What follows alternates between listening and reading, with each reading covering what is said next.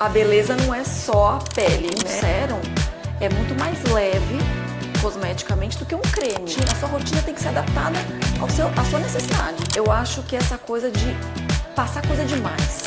Oi gente, hoje a gente está aqui com a doutora Cláudia Beatriz Chaim, médica e dermatologista e sócia da clínica Ledermic. Queria muito te agradecer por estar recebendo a gente hoje.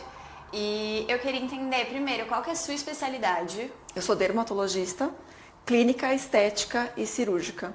Você acha que existe, por você ser dermatologista, uma pressão mais estética com você mesmo ou menos? Por você normalizar um pouco as coisas? Ou você acha que você precisa ter uma skin in the game e representar isso? Eu tenho que ter. É o cartão de visita. Uma das facetas do wellness, pelo menos mercadologicamente, é a melhoria na aparência. As pessoas elas buscam o estar bem como uma melhoria na aparência, como você mesma disse. Como você acha que a sua profissão e o que você faz ajuda as pessoas nessa faceta do bem-estar? Eu acho que assim, a aparência da pessoa ainda é uma primeira impressão, né? Quando você vai se relacionar com outras pessoas, a beleza dela, não só digo assim perfeição, mas assim o fato dela estar bem cuidada, com a pele sem algum elemento inestético muito visível, isso causa uma conexão com a pessoa que você está conversando. Eu acho importante a pessoa ter esse cuidado com a pele, com a aparência, porque isso vai gerar uma impressão e você pode ter oportunidades várias por conta disso. E uma coisa que eu queria puxar agora para um lado da internet, dos riscos um pouco, porque o TikTok, querendo ou não, ele deu uma globalização do que as pessoas estão vivendo muito grande e você agora tem novas perspectivas. A gente quebrou uma barreira muito grande do que a gente acredita e vê e tá dando certo. E até mesmo como autoestima, porque são mais pessoas pra gente se comparar, mais pessoas que estão fazendo umas coisas diferentes, que às vezes a gente nem tem acesso, mas a gente tem vontade de fazer. E eu queria falar um pouco sobre esses procedimentos que dão errado. Por exemplo, peeling, que a gente viu o peeling de fenol, que foi uma coisa que hypou na internet. E a gente viu pessoas fazendo com profissionais não adequados e se dando muito mal, né? Correndo até certos tipos de tragédia. E eu queria saber quais são os perigos de um peeling, quando eles são indicados, quais são os mais comuns e principalmente como a gente pode procurar profissionais qualificados para ter esse tipo de tratamento. Acho que essa é a principal pergunta. Como que a gente vai atrás de pessoas qualificadas e como que a gente descobre isso? É que hoje é invertido, né? Hoje você se autodiagnostica e aí você se automedica e autoindica e aí você vai atrás do profissional. Então você julga que você tem determinado problema, cicatriz de acne. Aí você fala, é o peeling de fenol que eu preciso fazer. Então aí você vai atrás de um profissional que faz o peeling de fenol. Sendo que o mais seguro é, na verdade, você ter um profissional que cuida da sua pele, que você confia, que tem uma capacidade técnica muito boa, e aí você chega para esse profissional e pergunta, olha, eu estou incomodada com a minha cicatriz de acne, o que eu faço? E aí ele, com o julgamento que ele tem de medicina, de dermatologia ou de qualquer coisa, vai te falar, olha, o seu tratamento, o melhor tratamento para isso que você tem é tal. Entende que as coisas estão invertidas? Sim. Então, falando um pouco da história do peeling. Peeling é um negócio que existe há milênios, né? É um dos tratamentos dermatológicos estéticos mais antigos. Eu sou formada há 20 anos e eu acho que quando eu entrei no mundo de dermatologia, 20 anos atrás, o peeling já estava em queda. Ah, é? Esses peelings agressivos. Tanto que eu mesma, em consultório, nunca fiz. Fiz estudando, enfim. Mas em consultório nunca foi uma opção para mim. Porque são procedimentos, nessa questão de peelings profundos, tá? São procedimentos que têm muito risco. O risco é muito mais alto do que o benefício, tá? Então, os peelings são produtos ácidos que a gente aplica na pele e que faz uma descamação, por isso o nome peeling, certo? E a gente tem diversos tipos de ácido e diversas misturas de ácidos que a gente aplica com algum objetivo. Então a gente tem um peeling, desde um peeling levinho, que vai fazer uma descamação superficial, um peeling bem superficial, que vai tratar acne, manchinhas muito recentes, superficiais, um pouco do viço, do brilho, até peelings como, por exemplo, o fenol, ou mais recentemente, o último bafo foi o peeling de Atacroton, que são peelings que chegam a camadas muito profundas. Eles fazem queimaduras de segundo e terceiro grau. É como se você tivesse removido toda a pele e uma nova pele fosse nascer. Então, você pode imaginar que quando você remove toda a camada da pele, você mexe em estruturas que produzem pigmento, você mexe em estruturas, em células que produzem colágeno, né? Então você pode ter ali complicações relacionadas a isso. A pigmentação, a formação de cicatrizes. O colágeno não é só para deixar durinho. O colágeno é uma substância envolvida na cicatrização. Então você pode ter queloides. Então tudo isso você vai, conforme o peeling vai ficando mais profundo, você vai tendo maior o risco de todas essas complicações.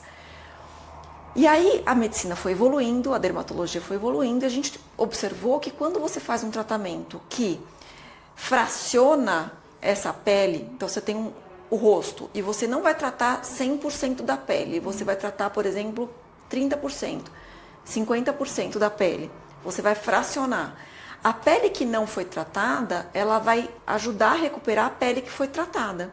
Isso caiu muito o número de complicações pigmentares e de cicatrizes. E aí entra a importância dos lasers fracionados. É a minha pergunta. Entendeu? Uhum. Então, o laser fracionado, tem gente que fala, isso daí é reserva de mercado, porque você quer vender laser. Na verdade, o laser, ele veio para suprir essa necessidade de tratamentos que deveriam ser profundos, mas que tinham um risco muito grande com os peelings que fazem tratamento de 100% da área tratada, com o fracionamento. Então, pele tratada, pele não tratada. E isso diminui a complicação, entendeu? Uhum.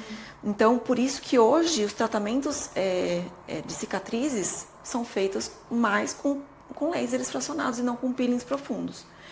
O resultado, você vai me perguntar, é o mesmo resultado? Claro que não. Quando você tira toda a pele e nasce uma nova, sem complicação, fica maravilhoso, né? Agora, a pessoa que se submete a um tratamento desse, ela está, de fato, consciente e topando um tratamento que existe esse tipo de risco.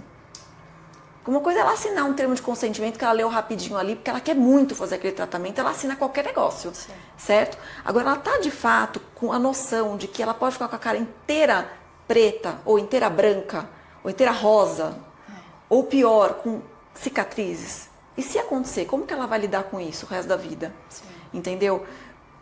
Então, é isso que eu penso sobre peelings. Eu uso aqui na clínica peeling para acne, uso peeling para tratar manchas, eu uso peeling para dar uma renovada, melhorar o glow, dar um brilho.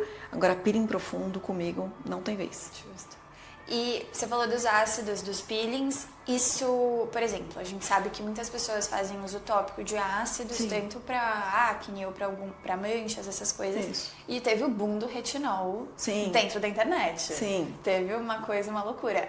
Tem risco de você usar também meio sozinho? Porque foi isso que você falou, as pessoas elas estão procurando, eu tenho isso, eu vou pegar e vou usar. Exato, tem risco. Tem risco. O retinol, ele na verdade não é um ácido, ele é já uma substância derivada de ácido, mas ele não é ácido. Tá. O ácido retinóico, que você vê como tretinoína,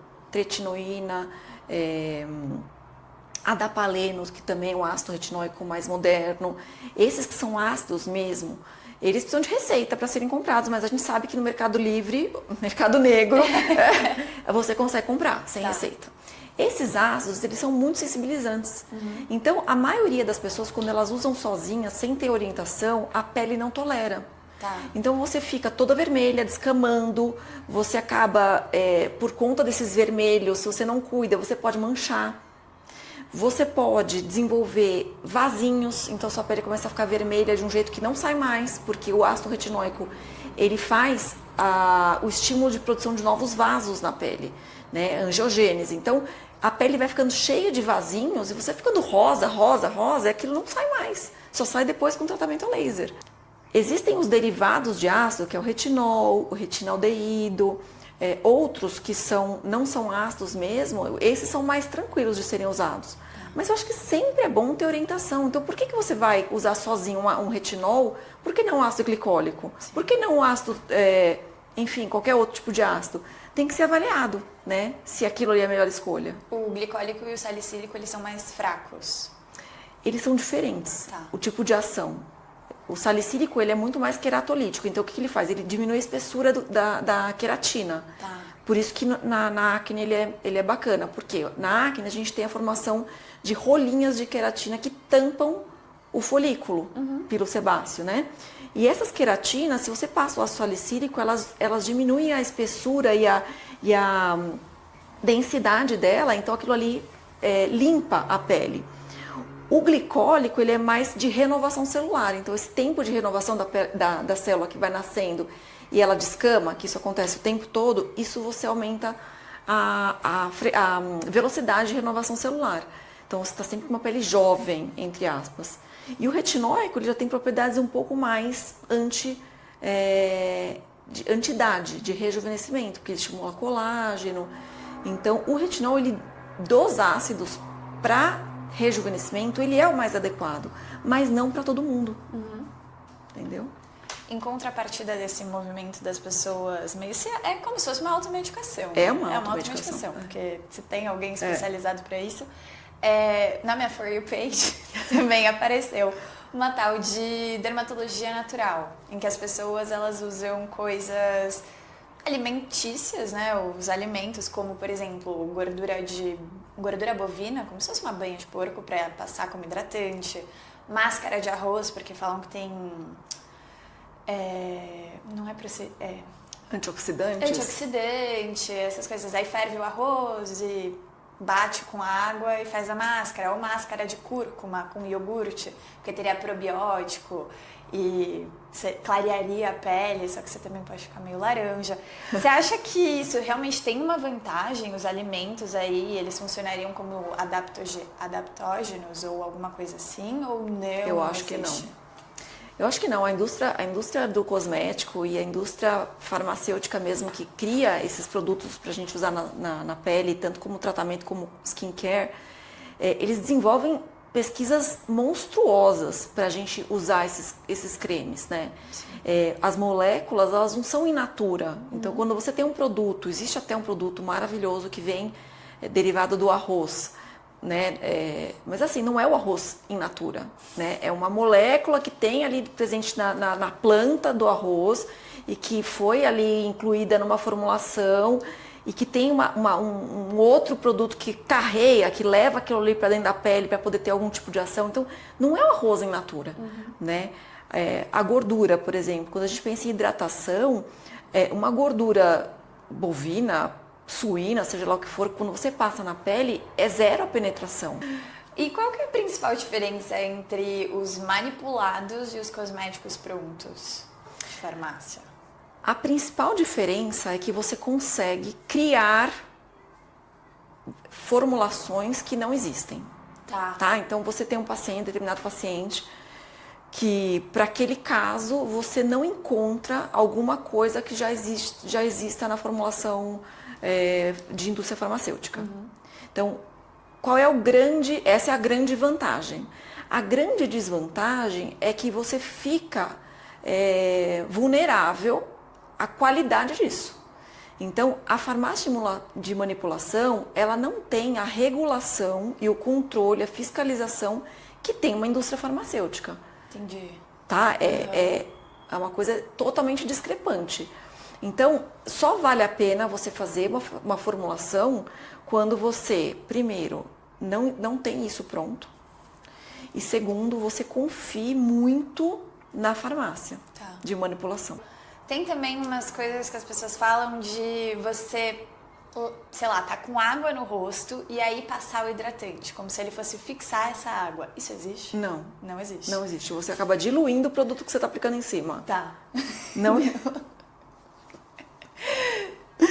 E eu queria entender um pouco, a McKinsey, que é uma empresa de consultoria, ela soltou uma pesquisa chamada Qual o Futuro de Wellness e as tendências que definem o mercado global de bem-estar, que ele foi valorizado em 1,8 trilhões de dólares em 2024. E eles perceberam que está tendo uma mudança muito grande do comportamento dos consumidores, que antes a gente viu uma crescente de procurar um produto mais clean, mais natural, e hoje em dia tá vendo essa crescente para ver, sei lá, se ela é clinicamente testada, se é eficaz. E viram que tá tendo essa mudança de comportamento desde 2023 e eu queria saber o que você acha que vai ser o skincare um pouco aí, não nesses próximos anos, mas pelo menos em 2025, 2026. Você acha que vai ter uma tendência mais fármaca mesmo, farmacológica, ou se vai ser uma coisa um pouco mais natural? Porque a gente também vê muita gente falando sobre a proteção da barreira da pele, que antes não era uma coisa que a gente ouvia falar, ou também usando máscara de colágeno, ou até mesmo o K-Beauty, que está sendo super hypado agora, essa coisa da coreana, que também leva um pouco, apesar de muito industrializado, ele tem uma pegada também um pouco natural, né? Não coisas orgânicas, mas sei lá, vitamina C, o colágeno. O que você acha que vai vir por aí?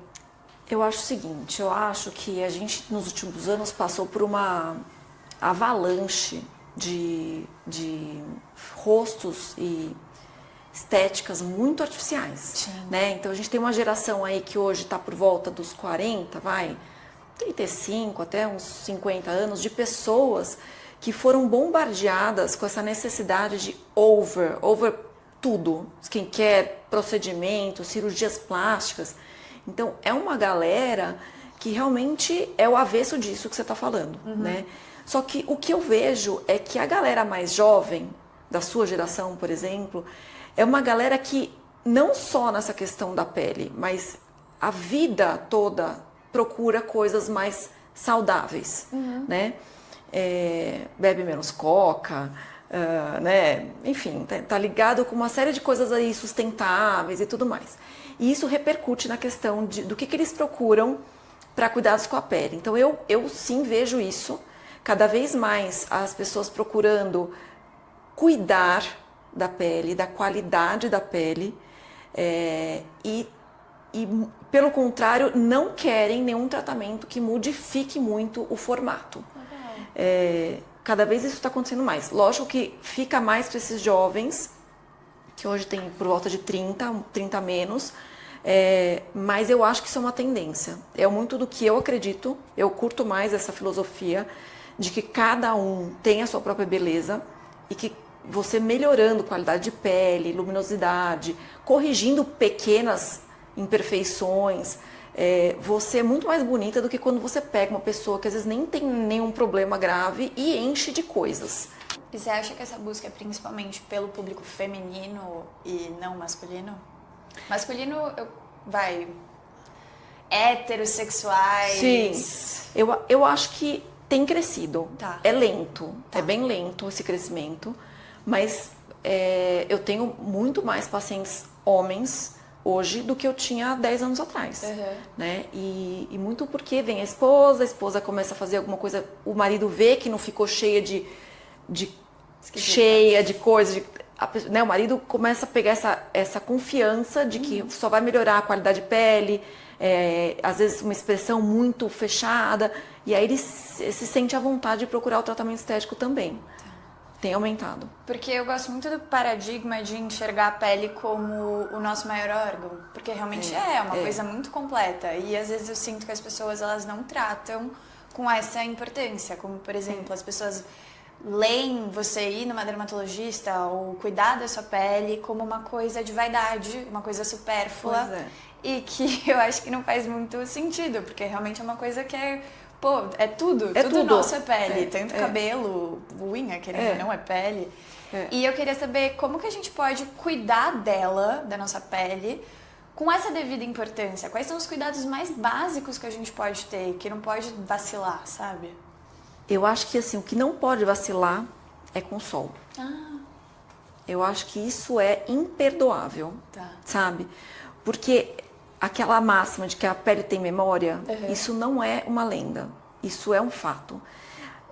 O sol que você tomou na infância, o dano solar da infância, ele vai ser levado o resto da vida. E ele é cumulativo. Então, cada torrada que você tomou tá lá impresso no DNA, entendeu? Então, se a gente pensa a pele como um órgão gigantesco que ele é, né, e suas 1000 funções, você danificar com uma queimadura, e geralmente é uma queimadura recorrente, né, a pessoa que não dá atenção a isso, ela recorrentemente toma aquelas torradas, né? Seja numa viagem, seja num final de semana em casa, na piscina, seja vai num show durante o dia e não usa o protetor adequadamente. Enfim, ela vai durante a vida somando torradas. E aí o que acontece? Ela pode ter câncer de pele em vários lugares, né? Ela pode ter um envelhecimento cutâneo que é irreversível. E eu acho que isso é uma negligência, uma coisa que tem como resolver. Entendi. Né? E você usando um cosmético que hoje em dia tem de todos os tipos, gosto, cheiro, cor, tudo, barato, caro. Você usa um negócio que só você passar, você consegue resolver esse problema. Então isso eu acho que é a principal questão. Sim. Né? Agora a questão de você sempre hidratar, se você tem a pele mais ressecada, de você evitar água quente no chuveiro, se você tem, né, mais preocupação com ressecamento, você usar bons produtos, então um sabonete que não seja um sabonete que remova a barreira cutânea, que seja um sabonete que ajude a barreira cutânea. Quais sabonetes seriam esses? Sempre os hidratantes. Tá. A gente tem mania de usar o que no Brasil? Glicerina. Né? O brasileiro ama um sabonete de glicerina. Ele remove a barreira lipídica. Tá. Então, quem tem a pele grossa, encebada, não vai fazer diferença. Agora, quem tem uma pele mais fina e mais para ressecada, você está atrapalhando em vez de ajudar. E a pessoa vem aqui com 60, 70 anos e a pessoa tem a ilusão de que existem tratamentos dermatológicos que vão reverter uma vida de negligência, entende? Não tem, não existe isso. A gente consegue melhorar, atenuar, dar mais conforto. Agora, você pega uma pele que passou a vida inteira sofrendo com tudo, né? Cigarro é quase tão ruim quanto o sol. Por quê? O que acontece? Por conta de toda a ação que ele tem no organismo, de envelhecimento das células, né? A oxidação que aquilo gera é um horror. Então, por exemplo, você faz um peeling no rosto de uma pessoa que fuma, em volta da boca não cicatriza. Sério? Sério, seríssimo. Entendeu? Então, você vê que a ação é muito grave do cigarro. Então, você passa a vida inteira fumando, tomando sol, enchendo a cara de álcool, certo? Você não usa protetor. E aí, chega aqui com 60, 70 anos e tem essa ilusão que você vai fazer um laser, que você vai fazer um ultrassom microfocado e que você vai sair linda. Óbvio, vai melhorar um pouco, mas é um pouco, não é tudo. Não é milagre. Não é milagre. Nem o peeling de fenol.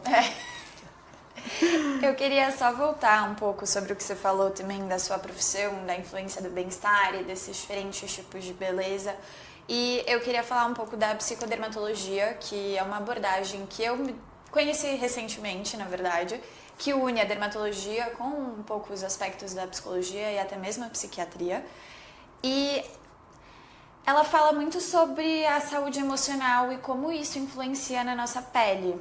E eu queria entender quais são as origens mais comuns das doenças de pele. Você acha que tem um quesinho emocional também ou pode ser só puramente genético?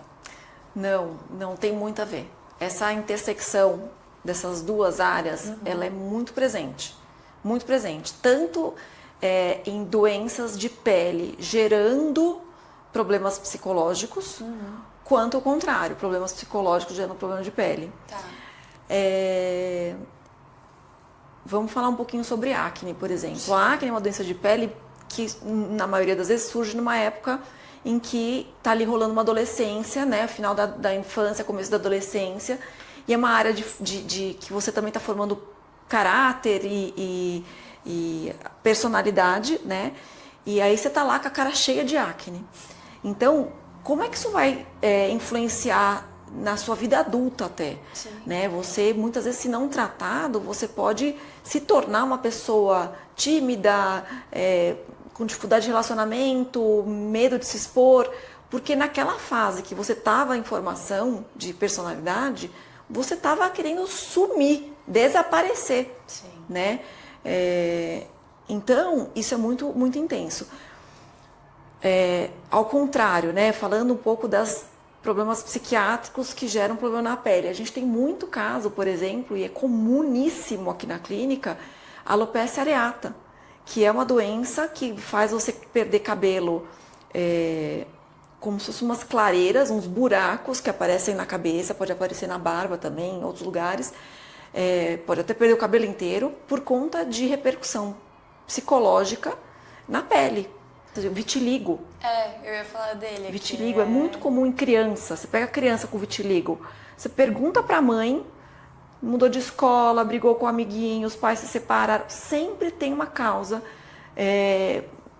que tem ali a ver com o estado emocional da criança. Vitiligo é doença autoimune, não é? É uma doença autoimune. Autoimune normalmente tem viés psicológico, emocional? Sim, muitas vezes. Porque é como se o seu corpo estivesse... reagindo contra você mesmo. É.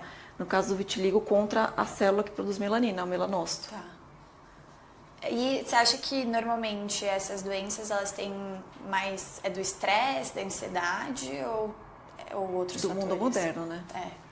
Sempre existiram. Sim. Sempre existiram, porque os conflitos, eles sempre existiram. Mas eu acho que conforme a gente está caminhando na evolução da humanidade, eu acho que isso está cada vez mais intenso.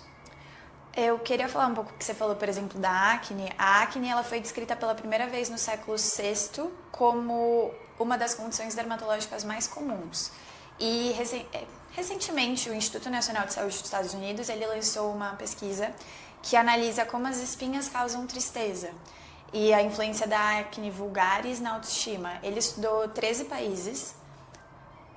11 países, 13 estudos, e descobriu que a acne ela é muito associada às taxas mais altas de depressão, ansiedade e também dificuldade no desempenho escolar, que foi justamente isso que você falou, que é numa época muito cedo que o jovem tem, tanto a mulher quanto o homem. E um ponto muito curioso é que em alguns países a mulher e o homem eles são afetados igualmente, em outros a mulher é afetada mais, porque provavelmente essa estética e pressão psicológica feminina, mas só em países da religião islâmica que o homem é afetado mais, e provavelmente por conta da mulher se cobrir e não sentir esse impacto social da acne. E eu queria saber qual impacto você percebe nos seus pacientes, principalmente, se tem esse impacto mesmo na autoestima, como você acha que isso é cuidado? Eu acho que é muito importante isso. É muito importante. Eu acho que é um crime uma mãe, um pai, terem um adolescente em casa com acne mesmo, Sim. Né? E não levarem para um tratamento, caso eles possuam condições. Ou mesmo levar no SUS. Por que acontece? Essa relação é clara, né? Do adolescente que está sofrendo com aquilo, e a imagem é uma imagem que não agrada a ele, as pessoas têm nojo, as pessoas têm repulsa daquele rosto inflamado, cheio de espinha, de pústula, descamando. As pessoas julgam isso. E aquela pessoa, invariavelmente, ela sofre com aquela aparência. E aí, lógico, tem vários tipos de reações, né, de acordo com a personalidade do adolescente. Tem adolescente que não liga tanto, né, que segue a vida e aquilo ali realmente não impacta tanto, mas não é o que a gente vê na maioria. A maioria sente muita dificuldade em lidar com aquilo.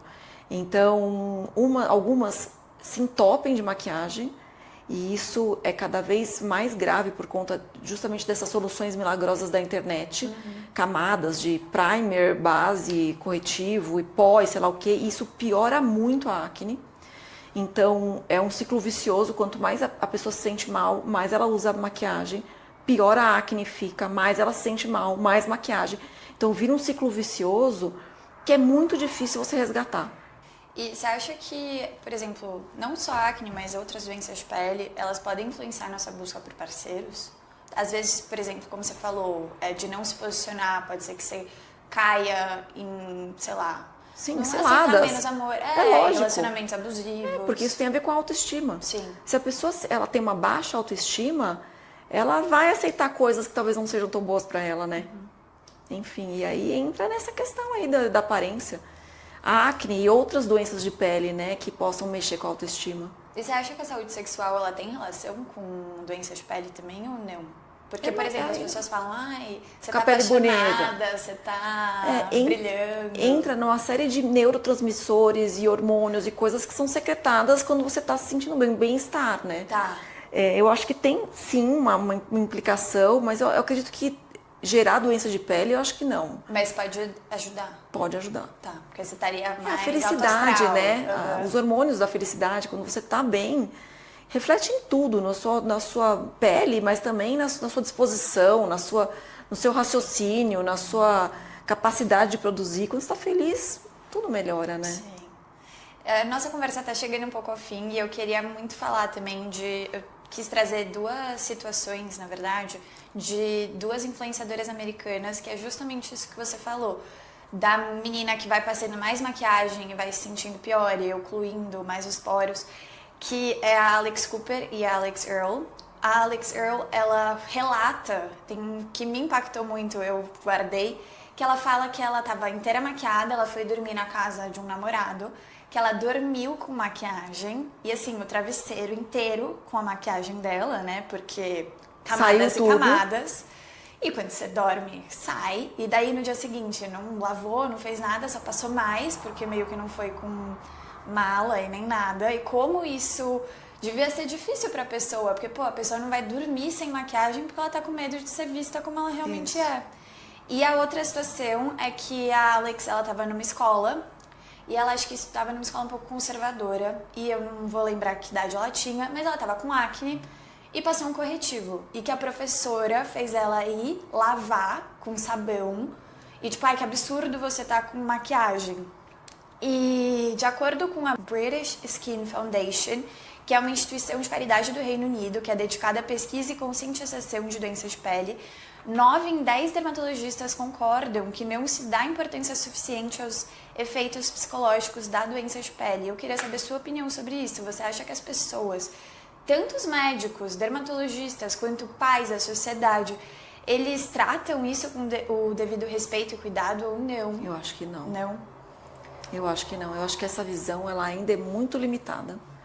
Há algumas poucas pessoas que são mais sensíveis a essas questões. Você vê, né, no primeiro caso, o medo do julgamento é tão grande, que a pessoa não tem coragem de lavar o rosto para dormir. Né? E no segundo caso, olha que falta de habilidade em lidar com um negócio desse. Né? A gente sabe, tem alguns colégios que são mais conservadores, principalmente esses ligados a instituições religiosas, que é proibido usar maquiagem. Eu conheço alguns. Mas mesmo numa situação como essa, não poderia ter sido assim. Você teria que ter chamado a pessoa num canto ou num outro momento, conversado, chegado a um acordo ali. Você jamais poderia fazer a pessoa lavar o rosto no meio do horário de aula, expor aquela pessoa ao julgamento dos outros. Né? Então, é uma inabilidade. Eu já ouvi falar de pacientes que passaram com médicos ligados a convênio, que simplesmente ignoraram as queixas estéticas da acne. Exato, é visto como uma coisa muito estética e eu acho que tem um viés muito maior e muito mais forte. É muito maior. Eu dou muita atenção a isso, porque eu acho que tem a ver com a história do bem-estar. Sim. Né? Tem a ver com a história de você se aceitar, de você ser feliz com você mesmo, né? De você olhar para o espelho e falar, puta, olha que pessoa legal, né? Então, isso tem a ver com uma série de coisas que faz você ser feliz. Né? Porque, aliás, é isso que nós estamos buscando no dia a dia, né? A gente está aqui para ser feliz, não é? Então, quando você olha para o espelho e você se desagrada com aquilo que você vê e você não consegue ajuda do médico que você foi, isso é muito triste. Então, é uma coisa que na minha prática diária eu me preocupo muito. Como você acha que a gente consegue melhorar isso? Porque eu vejo, por exemplo, o Instagram, ele tem época que, todos os filtros, depois não existe mais filtro pra gente melhorar essa aceitação. Mas você acha que a gente deve falar mais sobre, normalizar isso? Eu acho. Tá. Eu acho, normalizar. É importantíssimo. A gente cada vez fala mais. Sim. Eu sou totalmente contra os filtros, tá? Eu acho que o filtro, num primeiro momento, pareceu legal, todo mundo usando aquilo, facilita, porque você acorda com a cara mais caída, aí você bota o filtro, você tá linda. Só que isso gerou um problema tão grave, psicológico nas pessoas, que eu acho que é muito ruim. Eu acho que isso tem que ser banido. E eu acho que essa questão da aceitação gira muito em torno dessa história de você ser feliz com o que você faz da vida. Uhum. Quando você é feliz com o que você faz da vida, com as escolhas que você fez, com o trabalho que você tem, com os amigos que você tem, o bom relacionamento que você tem com seu pai, com a sua mãe, com seus filhos, eu acho que tudo isso gera essa felicidade de você olhar para o espelho e falar, eu tô bonita. Uhum. Né? E aí vem a dermatologia para ajudar em pequenas questões. Né? Então eu acredito muito nisso. Então você aceitar que às vezes uma ruguinha ou outra, uma manchinha ou outra, faz parte da história que você viveu. Sim. Você não precisa estar zerada de mancha e de ruga para ser feliz, entende? Nem para ser bonita. Então eu uso muito algumas pessoas da mídia, pessoas atrizes, atores, né, que são consideradas pessoas muito bonitas, e se você olhar direito, tem um monte de coisa ali que podia ser consertada, né? Sim. Você não precisa pensar em pessoas muito...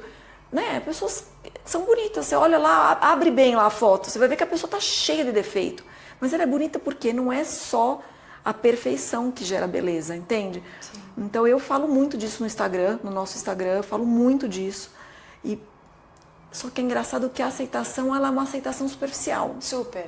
Né? A pessoa fala, não, é isso mesmo. Você vai ver ela posta com filtro. Sim. É isso mesmo. Você vai ver ela tá fazendo a 3ª cirurgia plástica, abdômen, mama, tudo de novo. Você fala, entendeu? Sim. É normal uma pessoa estar na 3ª cirurgia plástica, recorta e corta e cola tudo? Onde que está o cuidado que ela tinha com o corpo dela? Né? Ela fez a primeira, ok, tinha flacidez, tinha amamentado, 3, 4 partos, sei lá. Ótimo, recuperou. E depois disso? Ela não cuidou. Sim. Né? Então ela fez a segunda, depois a 3ª. E os riscos que tudo isso envolve, entendeu? Os riscos cirúrgicos, né? Sim. Não sei. Porque eu acho que tem uma coisa, é muito difícil a gente, porque todo mundo fala, não se compara. Mas assim, as pessoas se comparam. Sim, eu acho natural. Que isso é natural, vai acontecer. Sim. E tá tudo bem. E também tem outra coisa a gente, querendo ou não, se estima com base no outro. É muito difícil você não ligar para um julgamento alheio e essas coisas. Mas eu sinto que, assim, tá meio saturado, as pessoas se sentindo, tipo, época de pandemia, que todo mundo ficava no Zoom e começou a surgir mais gente fazendo procedimento estético e cirurgia, porque se via no espelho, na câmera o dia inteiro. Eu acho que isso tá uma coisa um pouco saturada. E o que eu queria saber também é como que os médicos, por exemplo, dermatologistas, que eles falavam na pesquisa da BSF, de que 9 em 10 dermatologistas acham que não tratam da maneira adequada, como que principalmente os dermatologistas podem abordar essas questões? Seja perguntando para o paciente algumas perguntas de como você está se sentindo, você veio aqui sem maquiagem, como foi? Você acha que isso é uma boa abordagem? Eu acho que a abordagem ela tem que fazer as perguntas certas para você para você receber a resposta que você quer. Sim. Quando você pergunta diretamente sobre aquela lesão ou aquela doença, a resposta vai ser uma resposta relativa àquilo. Quando você pergunta o que está te incomodando, né? Qual é a sua dor, né? Às vezes a resposta pode ser uma coisa que te surpreende. Então eu acho que hoje em dia essa luta, essa ânsia por procedimentos e vender tratamentos e essa coisa comercial que se tornou muito a área que eu atuo, às vezes muitos profissionais deixam de lado essa questão que na verdade é o que traz a pessoa no consultório. Né? A pessoa ela tem alguma dor que está ali motivando ela a buscar ajuda. Né? Quando você transforma aquela dor, passa a régua e vira ruga, flacidez, cicatriz, você minimizou muito, né, toda a história que vem atrás disso. Parece que falta a gente se humanizar também. Exato, a gente se nivela por baixo. Sim. Né? A gente tem que lembrar. E assim, né? Buscar ser bom em outras coisas. Sim. Né? Às vezes a pessoa é só estética, a pessoa passa a vida, o dia, a noite, só com aquilo. Você só tem isso na vida. Que muitas dessas pessoas influencers, essas moças que são influencers, elas fazem. Elas passam o dia na academia, elas passam o dia em consultório de dermato, de cirurgião plástico. A vida é isso. Então, realmente, o padrão dela é só esse. Sim. Agora, você busca se qualificar profissionalmente, ter um bom emprego, ter boas relações com a sua família, saber falar línguas, viagens. Você começa a ter outras coisas que te tornam uma pessoa mais interessante, feliz. Sim, acho que aprender também quais são os valores e o que você quer não atribuir, mas Dá relevância. dar relevância, exato. A aparência é relevante, Sim. mas não é a única relevância. Tá bom. Muito obrigada, Imagina. queria te agradecer, foi muito legal. Imagina, o prazer é meu, Cacá.